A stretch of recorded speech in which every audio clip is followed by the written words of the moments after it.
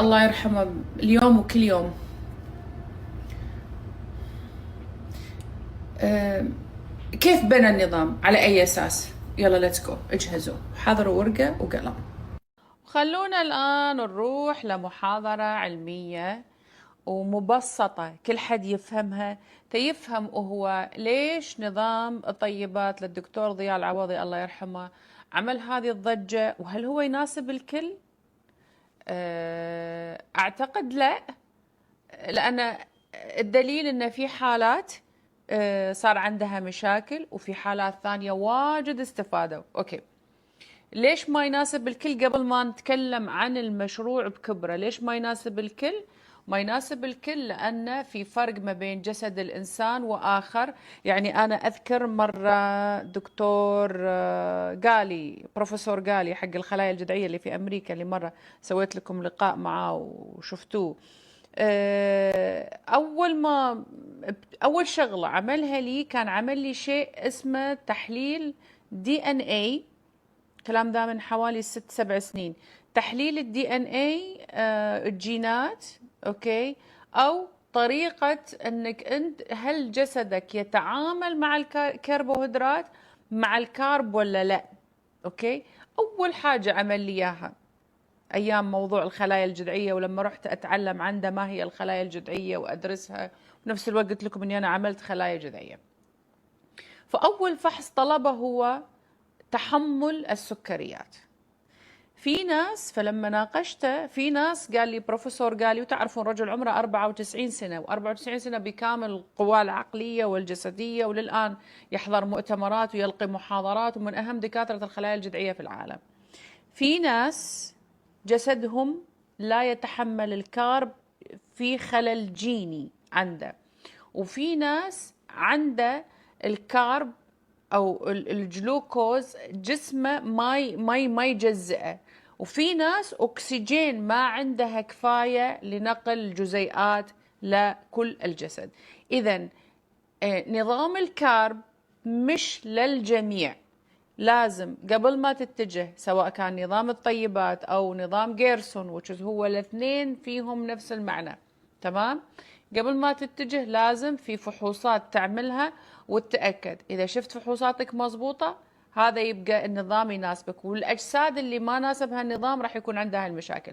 راح أنزل لكم صورة سويتها مع ال AI تشرح ما هي الفحوصات المطلوبة اللي تسويها قبل تتجه نظام الطيبات أو نظام جيرسون أو نظام عالي النشويات أو عالي الكارب أو الجلوكوز. Let's go. طيب خلينا نروح على أهم موضوع أثار الجدل من بعد موضوع النوتيلا والسكريات والكلام اللي انقال، اللي 3/4 هو مقتطف وغير صحيح. هو الخضار. ليش دكتور ضياء العوضي منع الخضار من النظام الغذائي في الطيبات؟ وليش أغلب المدارس مثل الكيتو مانعين الخضار؟ جيرسون الخضار عبارة عن سوب مصفى، والألياف اللي في الفاكهة مش موجودة متصفية. ابو قراط اللي في ميامي، ومع هذا جيرسون ينظف امعائك 5 مرات في اليوم، عشان لو في الياف خضار من هنا ولا من هنا ما تستقر ينزلها 5 مرات في اليوم تنظف في جيرسون. في هيبوكراتس تنظف امعائك في اليوم مرتين، يعطونك حقنة الويت جراس، عشبة القمح، في اليوم مرتين انت تنظف امعائك لما تاكل اللي هو النانو فيجيتابل، اللي هو السبراوتس او الخضار المبرعمه. اوكي، ليش يتعاملون معها مع انها عضويه ومش بلاستيك في انها لازم تخرج من الجسم؟ كانت وجهة نظر الدكتور ضياء الله يرحمه ان احنا الخضار اللي موجوده في الماركت الان، من حوالي، كانت مريم نور تقول هذا الكلام كمان الله يطول عمرها، من حوالي 40 سنة إلى الآن كمية كبيرة برسنتج، يعني نسبة خلينا نقول 80 70% من الخضار اللي في السوق هي مش طبيعية، هي معدلة جينيا، هي فعليا داخل فيها بلاستيك. وجاب دليل قال لك حط هذه الألياف حقت هذا الخضار، إن كان خس، إن كان قشر الخيار ولا قشر الطماط ولا أي شيء، تمام، أو الخضار هذه، حطها في موية اللي هي أمعائك، خلينا نقول، عرضها للعصر زي ما تعصرها أمعائك، وشوف إذا امتصها الجسم. راح تلاقي إنه لما أنت تحطها في إناء وفي موية، راح تلاقي إن راح منها جزء السائل وظل الجزء الصلب وهو القشور، إذا كانت النبتة بلاستيكية ما ذابت. طيب شو يقول دكتور ضياء؟ يقول دكتور ضياء الأغلب من البلاستيك يظل، مش بس دكتور ضياء، اكشلي العلم، اسفه اعتذر، العلم الاشعه المختبرات كل شيء، يقول هذا النانو بلاستيك يسمى نانو بلاستيك، اذا ظل في جسمك وما صرفه جسمك. ودكتور ضياء وش يقول؟ يقول ليس كل جسد قادر على تصريف النانو بلاستيك اللي يكون ناتج عن الخضار او الفاكهه البلاستيكيه. هو موضوعه مش موضوع انه بيحرمك من الخضار والفاكهة، هو بيقول لك الله سبحانه وتعالى عطاك العنب لأن جزيئاته تتكسر ويمتص الجسم ويتخلص من القشر حقه، لأن قشره ما يصير بلاستيك، ما يتجمع، ما يتخمر. أما ورق العنب فهو لم يخلق لك، هو انخلق للطير، للحيوان، للماشية. ليش؟ لأن عندها أنزيمز تهضم البلاستيك اللي فيه. فهو لما منع عنك الخضار لأن جسدك غير قادر على تصريف البلاستيك، فهو لما يبي يعالجك شو يقول لك؟ يقول لك أنا ما أقدر أعالجك وأوفر لجسمك بيئة غير صحية في إنه ما يقدر يصرف. طيب ما أنا الأولى إني أمنع البلاستيك عن كل الناس، ما أجي أقول لك والله خليني أشوف جسمك يقدر يهضم البلاستيك أو لا. لا، أنا بحط نظرية عامة تقول ان الخضار البلاستيكيه ممنوعه، والدليل هو ما منع لك البطاطا، ما منع لك القرع. ليه؟ لانها خضار ذائبه في شيء اسمه فايبر سوليبل، بتكون ذائبه، يذوب في الماء، في الياف تذوب في الماء، وفي الياف ما تذوب في الماء، او في الياف تذوب في الدهون، ديبانز الالياف نفسها، هذه تذوب او ما تذوب. في الياف يطردها القولون، وفي الياف يمتصها. طيب هو يقول لك أنا مكان ما أقول للشخص في ملايين من البشر تتبعني، لا، أنا أحرمهم كلهم عشان أشافي جسده، ومن بعدين هو يكتشف لما ياكل الشغلة إذا ضرته وصار عنده نفخة وصار تخمر، يعني هذا بلاستيك ما رضى ينزل جسمك، ما طرده. وعلى الأغلب علميا راح أنزل لكم الدليل، علميا الجسم ما يقدر يتخلص من البلاستيك، قليل جدا اللي يقدر يتخلص منه. وين يروح؟ Du put it in the mash.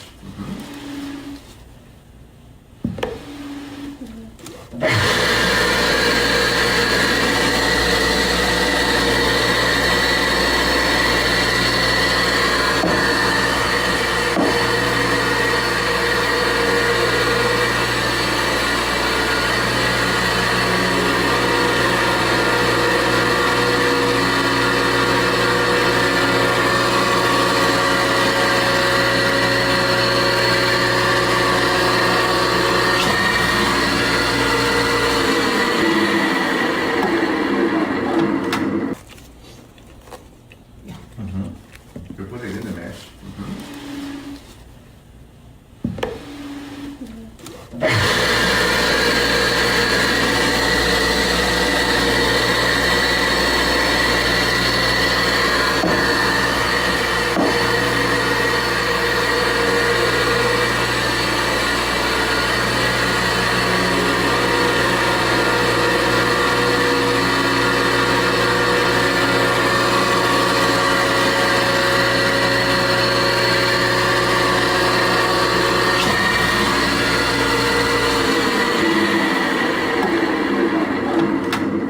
الآن راح أنزل لكم صورة فيها شرح تفصيلي عن النانو بلاستيك، وين ينوجد النانو بلاستيك. طبعا هي الكمية الأكبر للأسف في الماء والخضار. الماء اللي العلبة مش مكتوب عليها إن نوع البلاستيك حقها يفرز نانو بلاستيك، بالاخص السوبر ماركتات اللي يخزنون الماي في الشمس. يا ربي كيف اقول لكم هذا الموضوع ايش كثر خطر. هذه جزيئات البلاستيك الان سويت لكم شرح تفصيلي مع الاي اي، مع الذكاء الصناعي.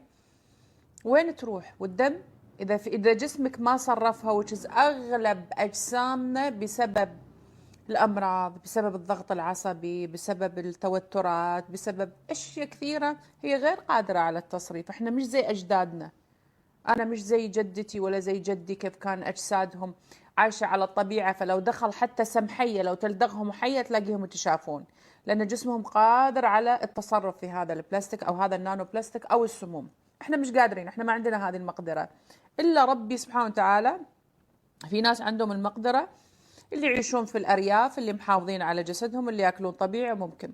الان راح انزل لكم رسم توضيحي هذا النانو بلاستيك علميا وين يتخزن، وكيف يروح للكبد، وكيف يروح للدماغ، وكيف يروح لباقي الجسم ويسبب الامراض ومن ضمنها السرطانات. فعشان كذا دكتور ضياء، ونزلت لكم فيديو لجيرسون، كل المعاهد العلمية اللي تعالج الأمراض والسرطانات والأمراض المناعية وكل أنواع الأمراض، وبالأخص المعدة، القولون، الأمعاء، هاي كلها ما يعطونك خضار، ولو عطوك خضار لو بيغسلون أمعائك في اليوم. جيرسون 5 مرات، أبو قراط يغسل 2 إلى 3 في اليوم، ما يخلون شيء عالق فيها. ويقولوا لك لو رحت تكمل في النظام هذا عمرك كله، اذا كليت شيء تبي تغسله. ليش؟ لان احنا ما عندنا ضمان ان جسمك راح يصرفه، فاحنا عشان نعالجك لازم جسمك يصرف هذه الالياف النانو، حتى لو هي عضوي. في شيء عضوي مثلا، خلينا نقول الياف الايش، الملفوف مثلا. انا الملفوف الساور كراوت هذا شفتوه، اللي هو مخمر الملفوف، اللي هو اعظم شيء خلق في هذا الكون يحتوي على البكتيريا الحيه.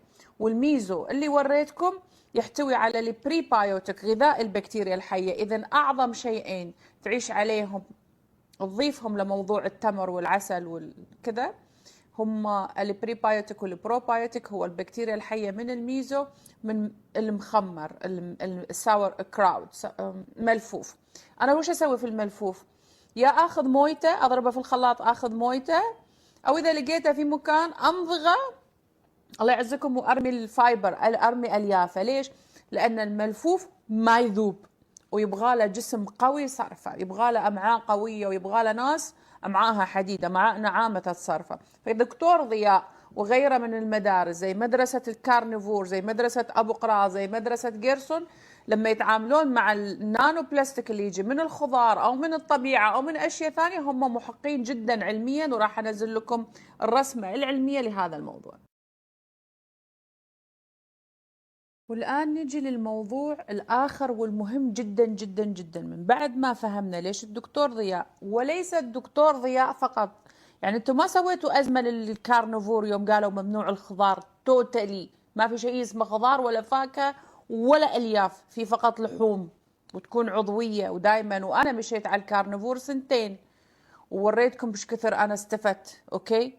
وبعدين راح اشرح لكم كيف ان الكارنيفور نظام جميل كويس زي نظام لكن كمان لازم تعمل فحص تشوف نفسك قادر عليه او لا، مو ما يناسب كل حد، وهو نظام جميل زي طيبات، زي جيرسون، زي كله.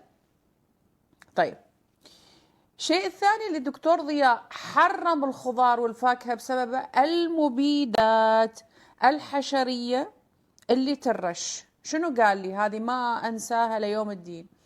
قال لي شمس، انا عشان احتاج اطلعها من الجسم احتاج اكثر من 3 اشهر. هي والمضادات الحيوية، المبيدات الحشرية لما تتوزع وتروح لدم الانسان، تروح للكبد تخزن، بعدين تروح للدماغ، بعدين تروح لباقي اعضاء الجسم وتسكر الغدد اللمفاوية، اللي هي المبيدات الحشرية والمضادات الحيوية. المضادات الحيوية تعطى للبيض، للدجاج قصدي، والهرمونات، والمبيدات الحشرية ال3. إذن الهرمونات، المبيدات الحشرية، والمضادات الحيوية. قال لي هذيل ال3 أنا راقبت دورة حياة الجسم، هو كبروفيسور وكرجل يعني يشرح جثث، مش انه بس دكتور عادي، هو بروفيسور، هو مو بواحد مال مكملات ولا نيوتريشن ولا طلع يسولف، نو، هو حقيقة دكتور، دكتوراه وبروفيسور. و